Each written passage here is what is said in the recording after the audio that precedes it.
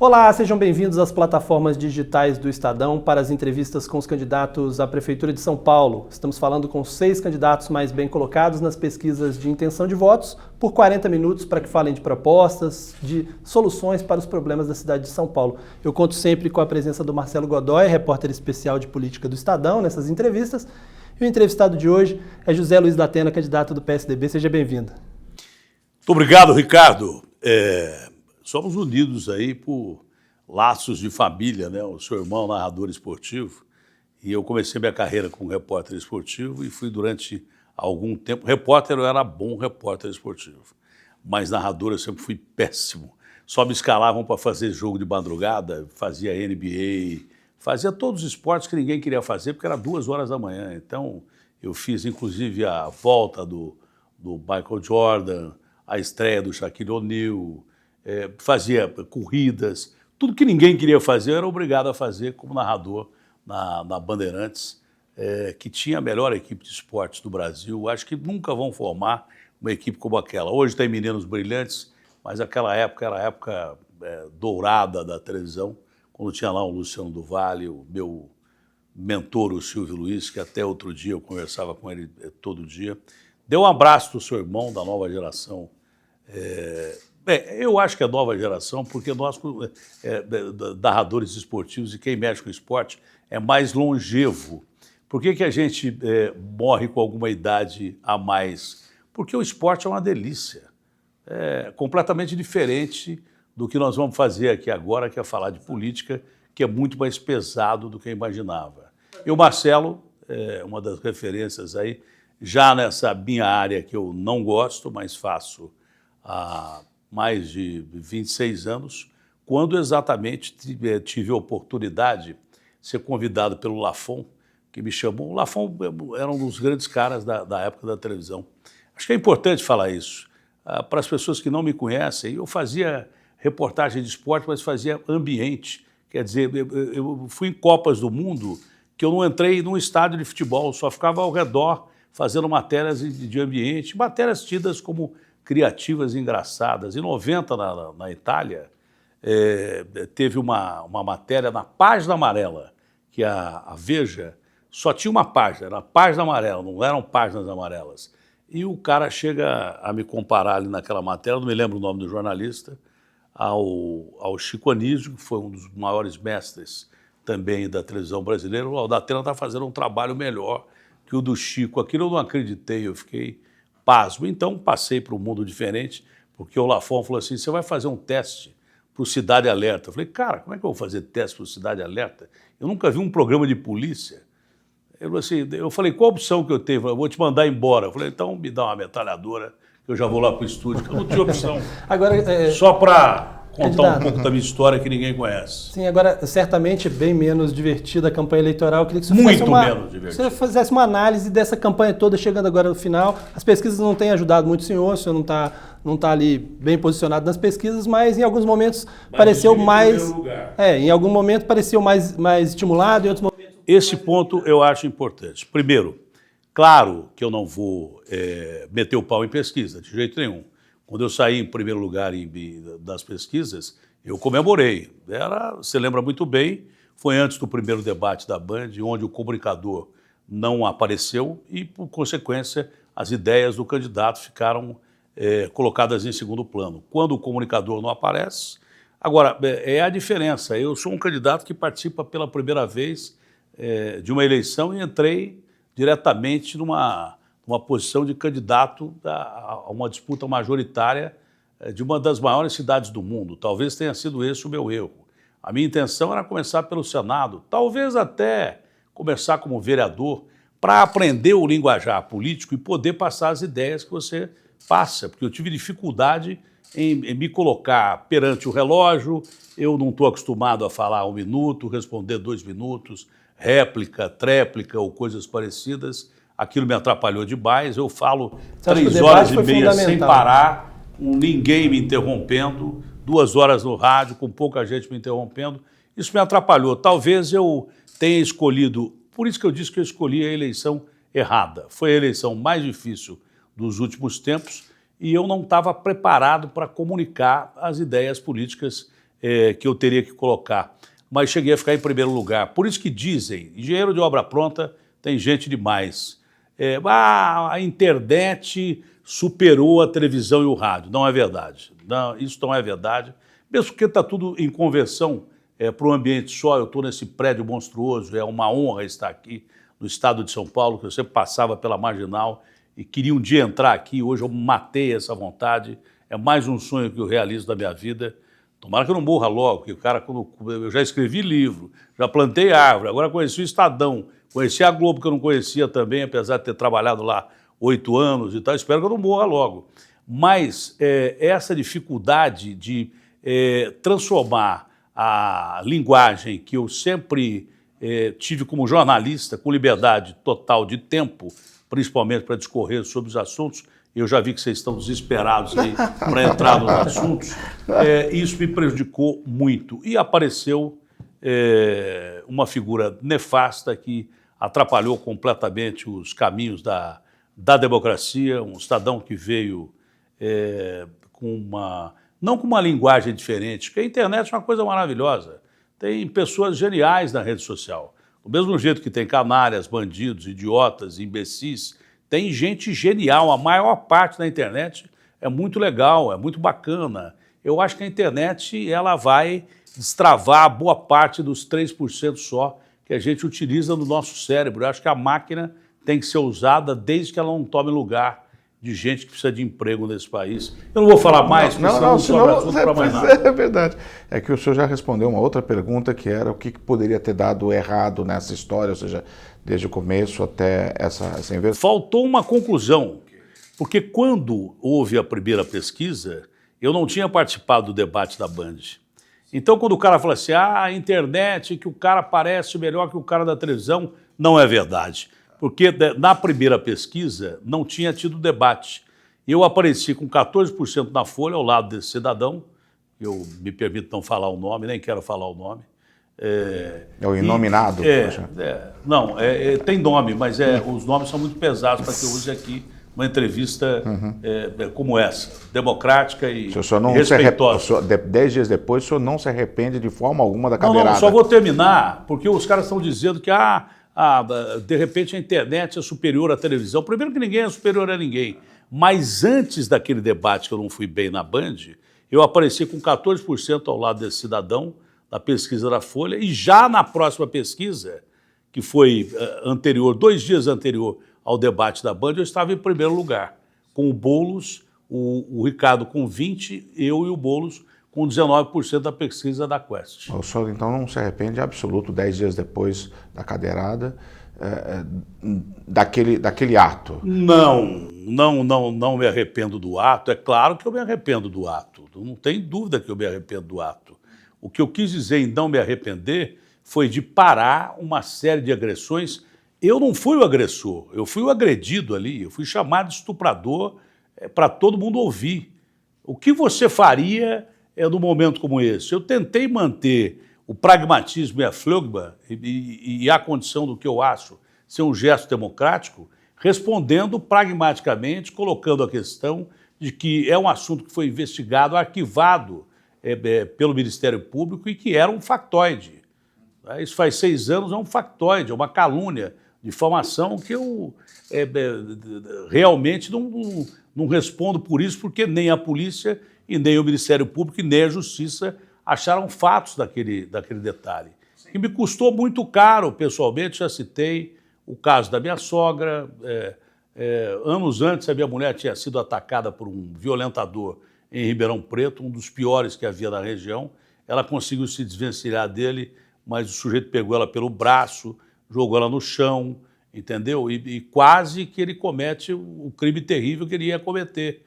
Que apareceram populares e ajudaram a dominar o cidadão que foi preso. Ela ficou 2 dias em hospital. A minha sogra morreu muito por causa disso, por causa de um AVC, 3 AVCs que ela teve logo depois dessas notícias que não foram verdadeiras. E depois provou-se que eu era completamente inocente. Na realidade, não tinha nada a ver com essa situação. Eu não me arrependo do ato que tive para parar um agressor que, para um cidadão de 67 anos, com 5 filhos e 6 netos, eu acho até que eu esperei muito tempo, tentei responder de uma forma civilizada a esse cidadão, continuou com os ataques e aí eu não vi outra maneira a não ser tomar aquela atitude. Faria de novo? Claro que não. De jeito nenhum, não faria, mas eu repito que eu fui primeiro agredido de uma forma que dificilmente alguém é agredido. Não é uma questão minha, questão de machismo ou coisa parecida. É questão de que meu pai me ensinou desde pequenininho que eu tenho que responder pela minha honra e pela honra da minha família, principalmente diante de ataques mentirosos. Tá? Eu estou na paz do inocente respondendo a uma agressão naquele fato. Foi lamentável? Foi. Não faria de novo? Talvez não fizesse de novo, mas eu não sei se não faria de novo, porque fui atacado de uma forma muito vil para me segurar ali.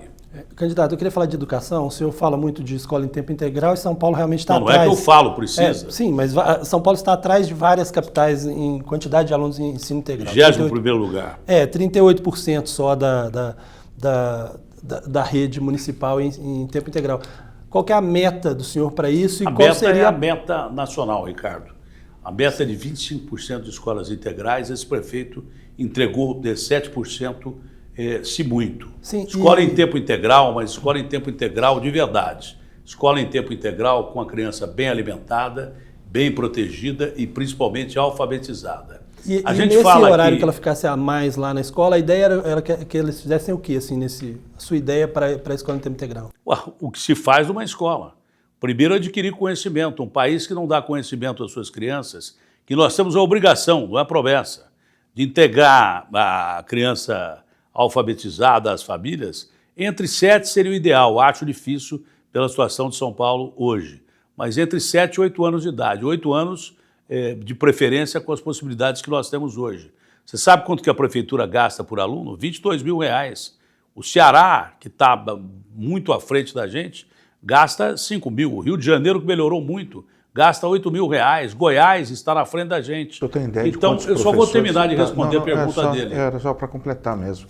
Quantos professores seriam contratados para escolas de tempo integral?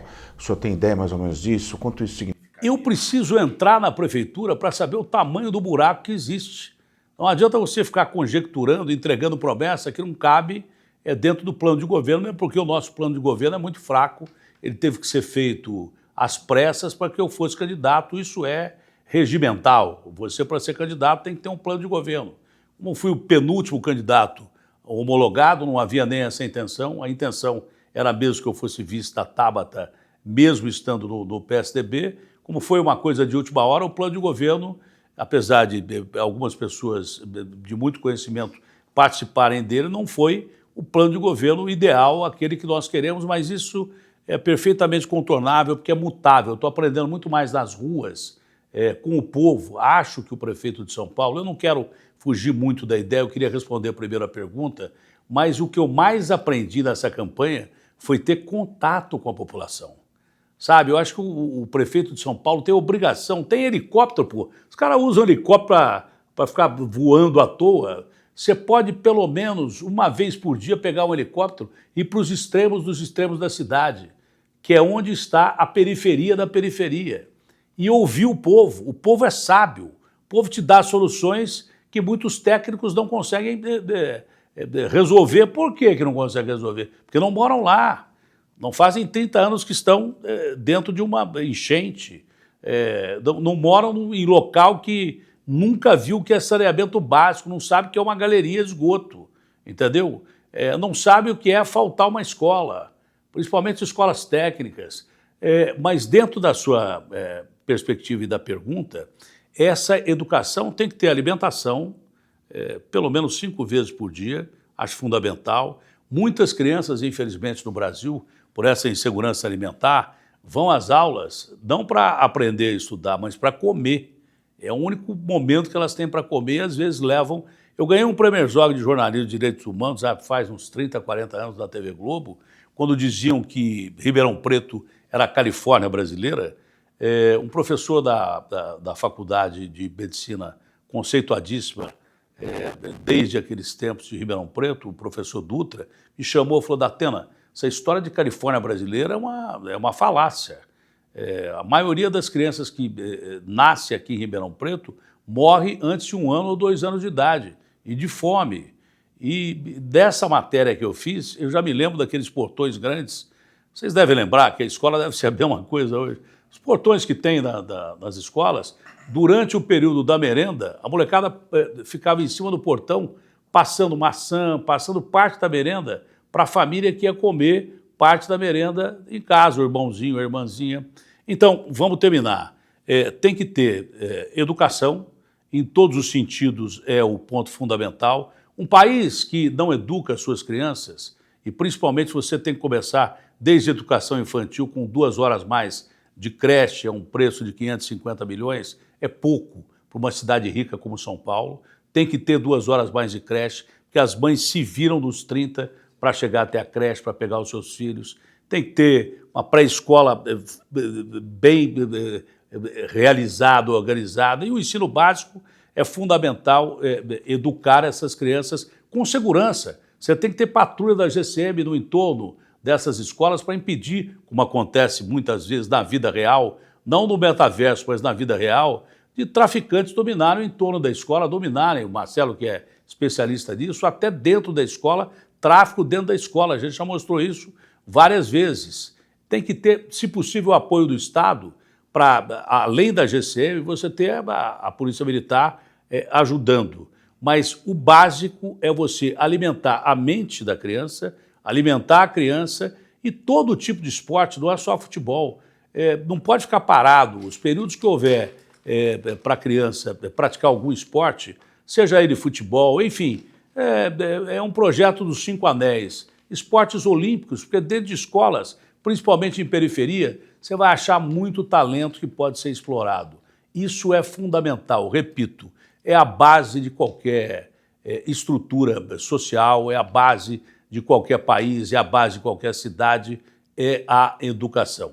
Sem educação você não vai a lugar nenhum, mas isso tem que ser como era na minha época, não na de vocês são jovenzinhos. O ensino público era muito melhor que o ensino particular. Só ia para o ensino particular o cara que não passava no ensino público, ia lá para passar de ano e comprava o diploma, como a gente dizia. Nós vamos fazer exatamente o contrário. A escola é a extensão do lar que a criança precisa ter, é o carinho que a criança precisa ter, mas precisa ter educação, precisa ter saber e precisa ter alimentação, esporte e coisas que tais. Dando só uma diária, o senhor, o que a gente queria saber do senhor é o que o senhor pretende fazer para tentar diminuir a quantidade de mortes no trânsito aqui em São Paulo. O ano passado, a cidade registrou um recorde no número de mortes no trânsito, né? Uma parte, quase metade dessas mortes, das mais de 900 mortes, foram justamente de motociclistas, entregadores, muitos deles, né? O que seria a solução? Seria diminuir a velocidade? Seria aumentar o número de radares? Seria educação? O que seria para o senhor? Nós voltamos do primeiro tema. Tudo num país é educação. É melhor você educar do que você penalizar. As campanhas que a prefeitura... Não tem muita gente desobedecendo as regras de trânsito Tem, vai na cidade? sempre desobedecer. Sempre vai desobedecer. Porque nós não temos a cultura de ensinar em primeiro lugar. Então, vamos partir de novo para a educação.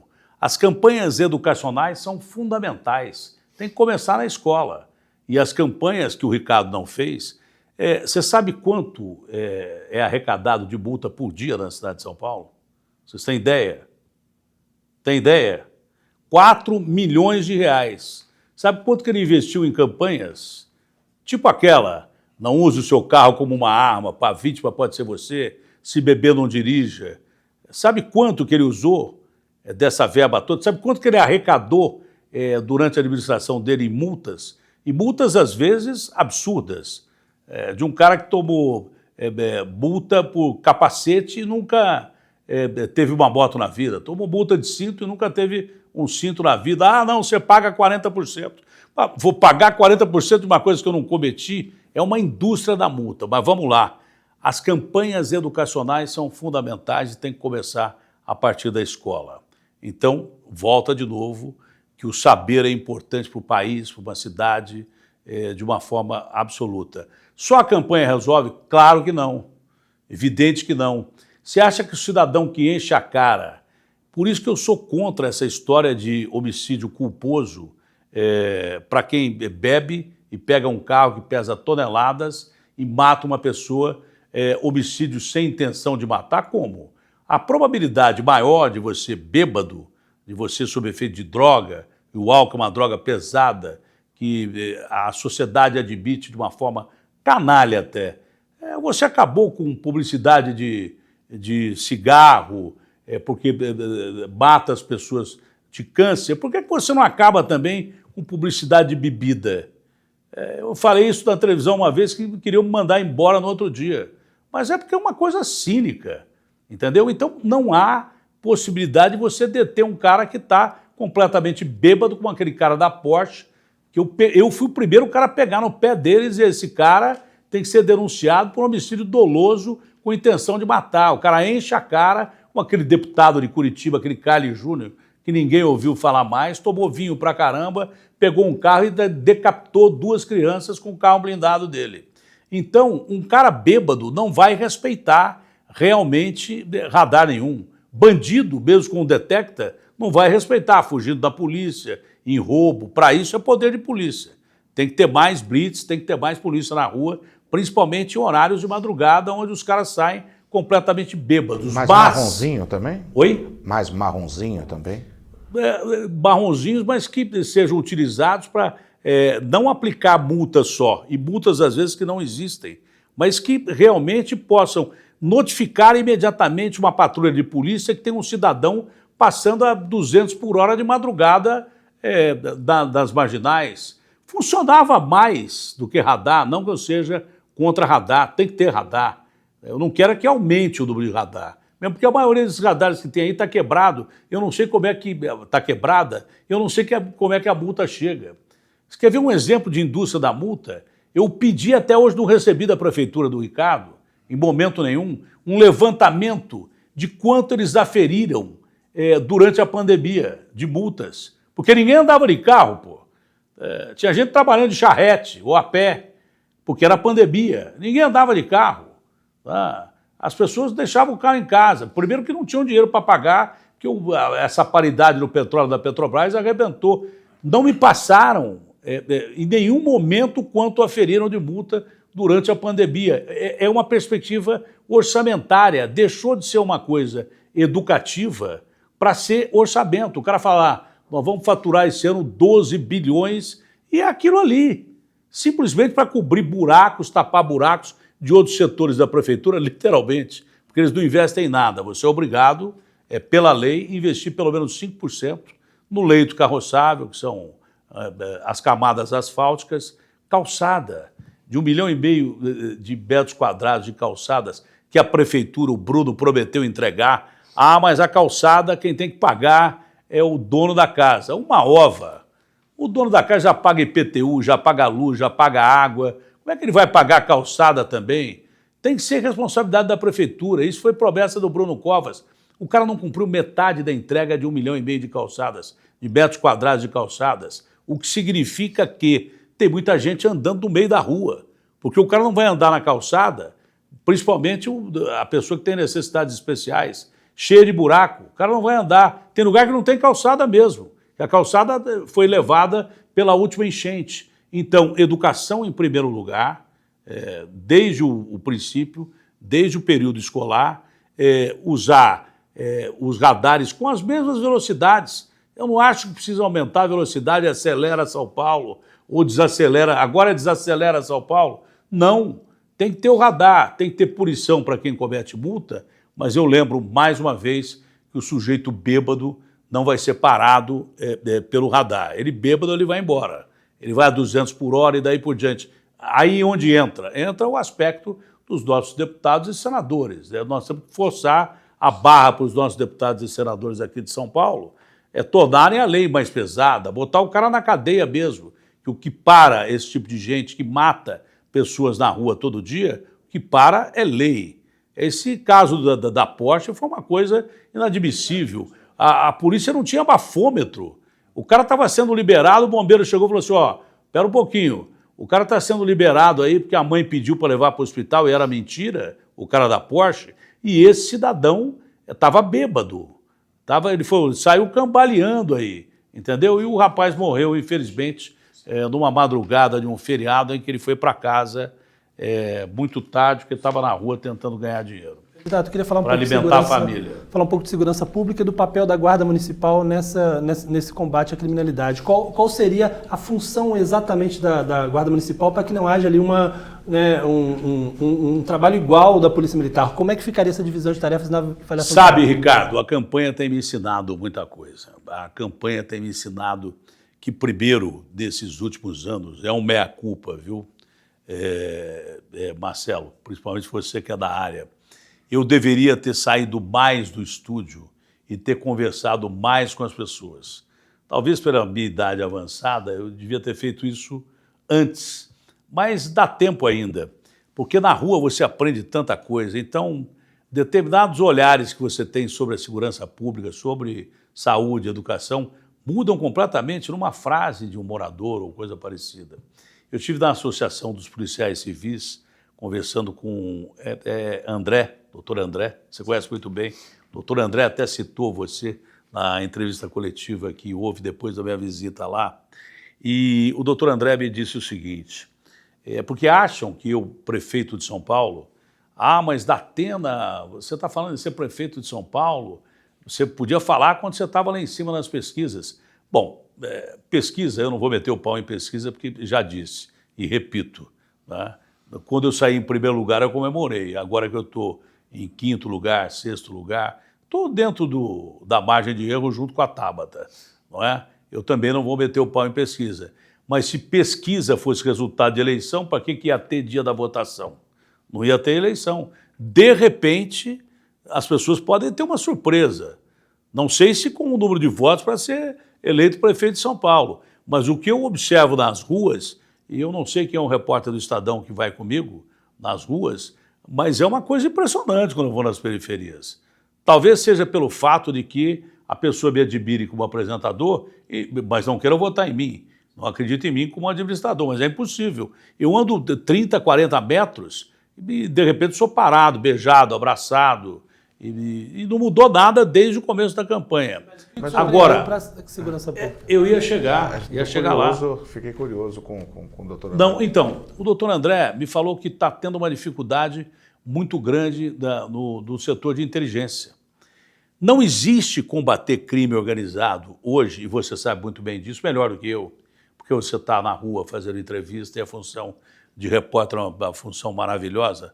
Não estou aqui para puxar saco de ninguém, não, mas é verdade. E quando eu era repórter, eu tinha muito mais conhecimento do que o cara que estava no estúdio apresentando. Doutor André diz que hoje a carência da polícia em termos de investigação, que é a função da polícia, eu não sei se você concorda comigo, você não pode, de repente, transferir investigação para a polícia militar, para outros setores. É a polícia civil, senão ela, de repente, não existe mais. A polícia militar tem que fazer o papel de polícia e vem fazendo, na maioria dos casos, muito bem.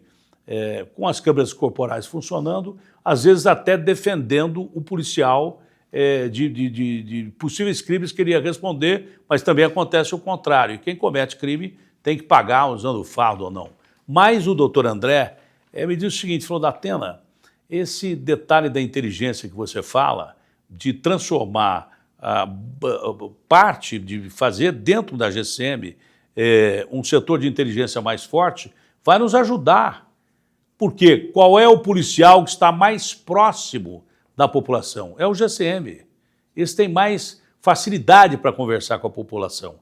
Se eu puder ajudar, mesmo que minimamente, uma polícia que está precisando melhorar a investigação, eu tenho certeza que o Tarcísio vai melhorar isso, porque ele sabe, hoje em dia, crime organizado não troca tiro com polícia, à exceção de atos tresloucados aí, de novo cangaço, de atos desesperados, de novo cangaço, que melhorou muito com a criação dos BAEPs no interior de São Paulo, a tropa de resposta rápida, que eu pretendo também colocar dentro da GCM, mas fortalecer esse setor de inteligência para trabalhar em conjunto com a Polícia Civil, Polícia Militar, em alguns casos, cidades que trabalham com Polícia Federal por causa do tráfico de drogas. Então, eu, como prefeito de São Paulo, o cara acha que eu vou sair lá distribuindo fuzil para 14 mil homens, Ela tem 7, pode ter 14 mil, a um custo de 900 milhões de reais. Acho que vale a pena, cabe dentro do orçamento, mas é um orçamento de 1,5 milhão. Remaneja de outro lugar para cá, descobre o que de corrupção está sendo levado da Prefeitura de São Paulo. Enquanto você não souber quanto a Prefeitura está sendo roubada ou está lavado o dinheiro dentro da Prefeitura, você não sabe o orçamento que você tem, apesar de ser um orçamento milionário. Então, inteligência mais poder de polícia. Os grupos que utilizarão fuzis, esses grupos que podemos até utilizar fuzis que o Tarcísio aprende, que o governo aprende e dá para a Polícia Militar, Polícia Civil, a gente pode utilizar esses fuzis, mas serão grupos especiais e altamente treinados para usar uma arma de letalidade de guerra. E só em combate extremo, principalmente com o PCC, que tem mais fuzil do que criança tem pirulito hoje em dia. Então, não é fuzil para toda a guarda sair dando tiro para todo lugar. Inteligência, você vai descobrir quem são as quadrilhas que operam roubando celular, que é crime organizado. O cara acha que roubar celular é um crime menor. Não. Os Pix hoje em dia, isso é tudo coisa de crime organizado, com gente que já está acostumada desde há muito tempo a roubar velhinho pela internet. Começou lá, nos princípios de 2005, crimes lá em Goiânia, crimes em que o sujeito entrava na conta de alguém, fazia o phishing, pescava dados e, de repente, roubava todo mundo sem dar um tiro. Por que o crime organizado está preferindo isso? Porque a pena é muito menor para estelionato, não precisa trocar tiros. E não combate-se crime organizado só na base da bala, do tiroteio e da morte. Eu não sou a favor do bandido bom, bandido morto. Bandido bom é aquele que se entrega e segue-se o rito judiciário. Com um detalhe, se um cidadão estiver sendo ameaçado com arma na cabeça, estiver sequestrado, se um cidadão civil, policial ou não, estiver sendo ameaçado pelos bandidos dentro da legalidade, eu não quero esquadrão da morte, mas dentro da legalidade tem que ser usada a força letal. Candidato, o senhor sempre fala duas coisas. O senhor sempre tem uma série de propostas, como, por exemplo, o senhor acabou de falar de aumentar a guarda, ensino integral. Tem resposta rápida também, eu queria falar. Tá, Tropa de resposta rápida. Fazer as UBSs funcionarem 2 horas a mais. E, ao mesmo tempo, o senhor afirma que tem um compromisso. Claro, sou pela redução de impostos, isso está no programa do senhor.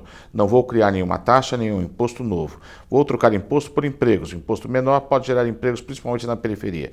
Eu queria saber o seguinte, como é que se faz isso? De um lado, o senhor promete ampliar os gastos da prefeitura, que é com todos esses programas, aumenta a guarda, mais hora de atendimento na UBS, mais escola, etc. E do outro lado, o senhor diminui impostos. Fácil. Essa conta fecha? Claro que fecha.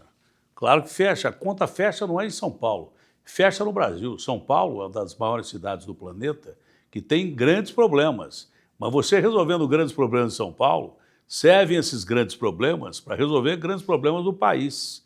Você não tem a dúvida, você usando São Paulo como laboratório, você vai ajudar muito o país. Vou te explicar como é que começa a conta. Usando de novo o método socrático, qual o pior problema que existe hoje no Brasil?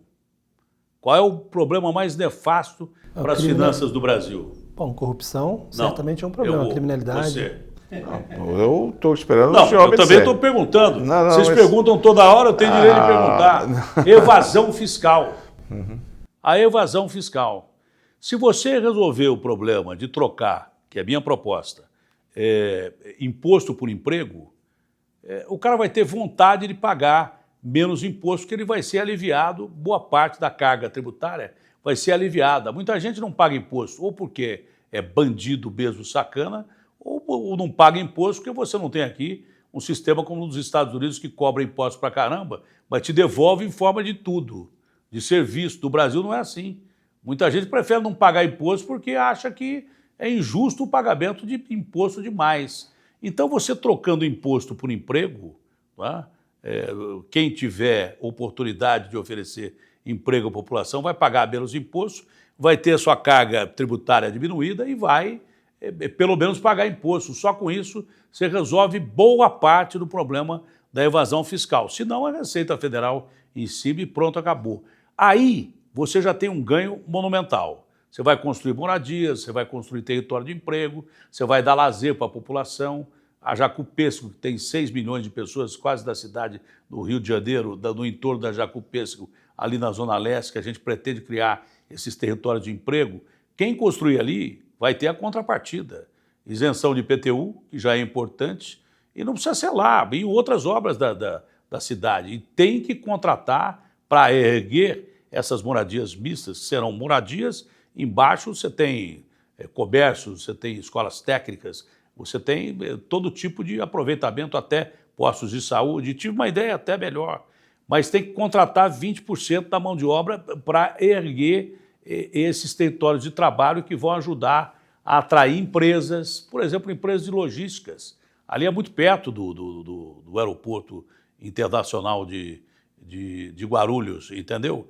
E outras empresas, startups, audiovisual. Você pode fazer como Nova York, por exemplo. É um sonho? Não. São Paulo tem potencial para isso, tem verba para isso. E o principal ponto aí sim, combater a corrupção. Até que ponto o crime organizado está infiltrado dentro da Prefeitura de São Paulo? O quanto de dinheiro esses bandidos estão levando do dinheiro público de São Paulo? O quanto dessas obras que não tiveram que ter licitação porque entraram em período emergencial, parte durante a pandemia, parte não. Quanto dessas obras, 70% estão sendo investigadas por conluio e coisas que O prefeito é responsável por tudo isso? Não, mas como autoridade da maior cidade do país, você pode ajudar e muito a ter conversas e contatos com quem resolve. Você pode falar com Lula, você pode falar com quem você quiser, com o governador do estado. Você representa uma cidade-estado dentro do estado que é o estado mais populoso da União. Você pegar a região metropolitana de São Paulo, só pegar a região de São Paulo, são quase 2 milhões de habitantes, quase a população de Bruxelas, que é a capital da Comunidade Europeia. O prefeito de uma cidade como essa é prefeito de uma cidade-estado, dentro de um estado que tem maior população. Região metropolitana de São Paulo tem metade da população de São Paulo, que tem a população proporcional da França, da Espanha e daí por diante. A autoridade do prefeito se resume na lei a determinados limites, mas a autoridade moral do prefeito, a autoridade do prefeito da cidade de São Paulo, ela extrapola os parâmetros da lei e você pode, pelo menos, estabelecer conversas com as maiores autoridades do país para tentar resolver essa situação. E enquanto você não souber o quanto está sendo roubado de São Paulo, o dinheiro público que está sendo extorquido de São Paulo, você não pode ter noção de quanto você vai ter de usar e acrescentar no orçamento, entendeu? Eu acho que é fundamental você saber disso. Você sabia que, conversando com um delegado, eu não me permito não dizer o nome dele aqui, mas é um dos caras que mais combatem o crime organizado em São Paulo, eu cheguei a uma conclusão um pouco diferente da que eu tinha. Você sabia que o PCC está louco para sair dessas companhias de ônibus? Você sabia disso? Não é só a polícia e força-tarefa do Ministério que vai tirar esses bandidos de lá e quem os colocou lá vai colocar na cadeia. Para o PCC, o negócio do PCC, sabe qual é o negócio do PCC? É contrabando de armas e principalmente é tráfico de drogas. O negócio do PCC é tráfico de drogas. O ônibus, quando começou a aparecer a infiltração do PCC, começou a dar ruim para o PCC. O PCC não quer aparecer. Você há quanto tempo trabalha como repórter investigativo? Quanto menos aparecer para o PCC, melhor é. Ele está começando a tirar suas garras dessas companhias de ônibus porque não é interessante, ficou muito exposto. O negócio é tráfico de drogas e isso a gente pode ajudar a combater também. Preciso interromper porque a gente está faltando apenas 40 segundos para encerrar a entrevista, mas eu queria perguntar se o não vencer é a última eleição do senhor ou se o senhor ainda pretende candidatar ao Senado eventualmente? Nem a presidente de time de botão. Que o meu grande sonho era ser candidato ao Senado. Esse era o meu grande sonho.